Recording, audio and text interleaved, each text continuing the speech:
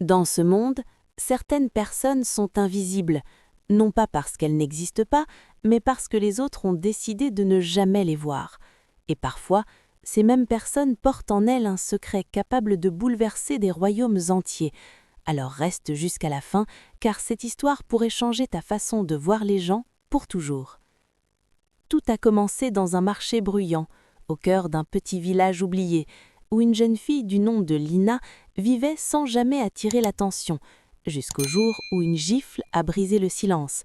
Le bruit sec de ce coup a résonné comme un tonnerre, stoppant les rires, figeant les regards et laissant apparaître sur la joue de Lina une marque rouge. Mais elle n'a pas pleuré, jamais, car elle avait appris depuis longtemps que pleurer ne change rien. Autour d'elle, les gens regardaient sans intervenir, comme toujours, pendant qu'Elira, la fille du gouverneur, souriait avec ce mélange de cruauté et d'arrogance qui faisait trembler tout le village. Mais ce jour-là, elle est allée trop loin. En murmurant quelque chose sur la mère de Lina, elle a réveillé quelque chose de profond, de silencieux, et pour la première fois depuis des années, Lina a levé les yeux. Un simple regard, mais un regard qui a fait naître une hésitation, presque une peur chez Elira, une peur qu'elle a immédiatement transformée en violence. Et la gifle est partie, encore. Sauf que cette fois, quelque chose avait changé, car à l'autre bout du marché, un homme observait, silencieux, caché sous une cape. Et lorsque sa voix s'est élevée, calme mais tranchante, le monde autour semblait s'être arrêté. Ça suffit. En quelques pas, il a traversé la foule, et lorsque son visage est apparu, le sang d'Elira s'est glacé, car elle venait de reconnaître le prince Adrien, héritier discret d'un royaume en crise. Mais ce qui suivit fut encore plus inattendu. Au lieu de parler de pouvoir ou de punition, il s'est tourné vers Lina et dans un geste simple, il a sorti un sceau, identique à celui qu'elle portait depuis l'enfance. Et à cet instant, le passé est revenu la frapper. Les derniers mots de son père, la promesse, le mystère, tout prenait enfin un sens. Mais cette révélation n'était que le début, car dans un monde où le pouvoir attire les conflits, la nouvelle s'est répandue comme un feu, attirant l'attention du prince Darian, frère aîné d'Adrien, un homme ambitieux, prêt à tout pour conserver son influence. Lorsqu'il arriva avec ses soldats, son regard sur Lina n'était que mépris. Une simple fille de village ne pouvait pas devenir une pièce importante dans le jeu du pouvoir. Du moins, c'est ce qu'il croyait. Car Lina, contrairement à ce que tout le monde pensait, n'était pas ignorante. Elle avait appris en silence, observé en silence, grandi dans l'ombre. Et lorsqu'elle parla, ce ne fut pas avec colère, mais avec une précision qui fit tomber le silence dans toute la pièce. Elle connaissait les anciennes lois, celles que même les nobles avaient oubliées, et en quelques mots, elle détruisit les arguments de Darian, laissant apparaître une vérité que personne n'avait vue venir.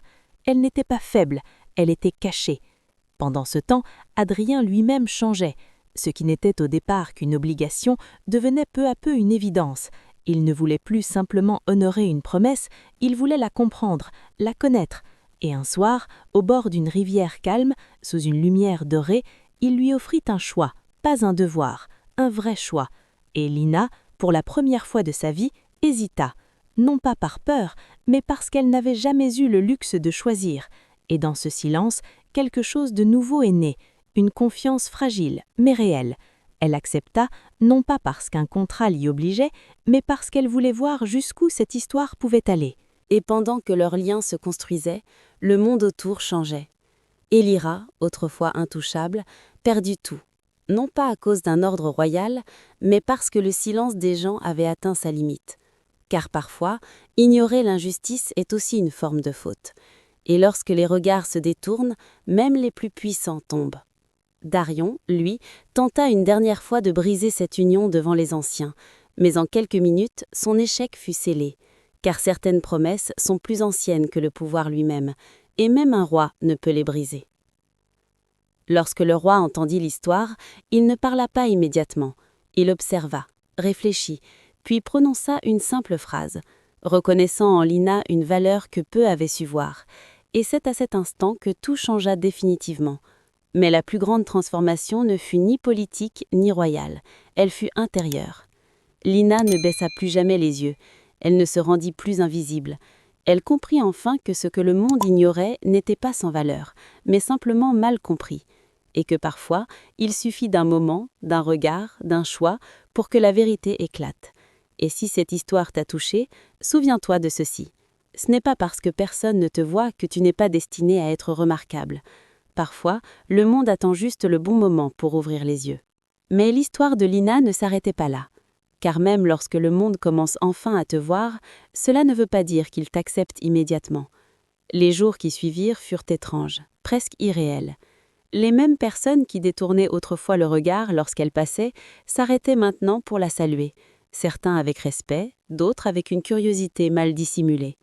Mais Lina sentait la différence. Ce n'était pas elle qui avait changé à leurs yeux, c'était ce qu'ils croyaient qu'elle représentait désormais.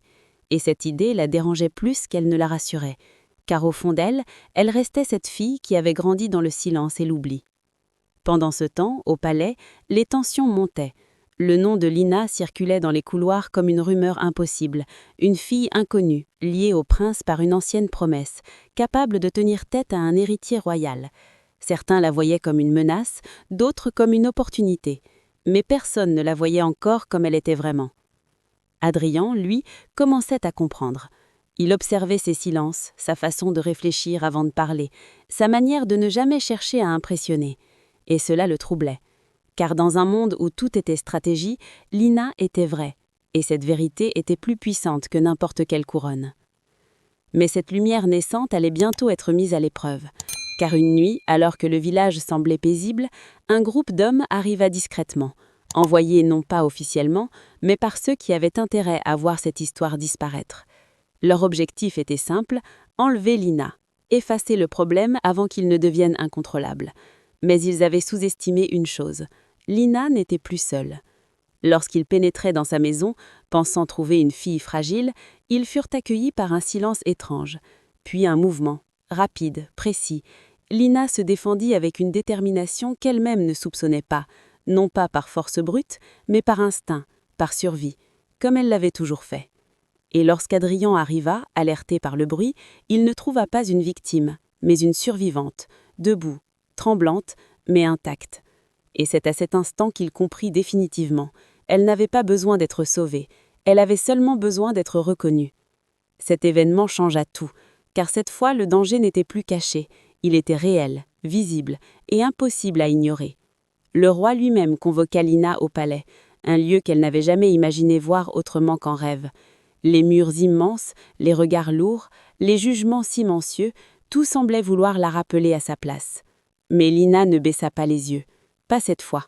Et lorsque le roi lui parla, ce ne fut pas comme à une simple villageoise, mais comme à quelqu'un qu'il devait comprendre. Les questions étaient nombreuses, ses intentions, sa loyauté, sa vision, et Lina répondit avec la même honnêteté qu'il avait toujours définie. Elle ne cherchait ni pouvoir, ni richesse, seulement la vérité, et peut-être une place où elle pourrait exister sans devoir disparaître pour survivre. Le silence qui suivit fut lourd, puis le roi se leva, lentement, et pour la première fois, il sourit légèrement, car il voyait en elle quelque chose que même ses propres fils n'avaient pas encore pleinement compris, la force de rester soi-même dans un monde qui tente constamment de vous transformer, mais tous ne partageaient pas cet avis. Dans l'ombre, les complots continuaient.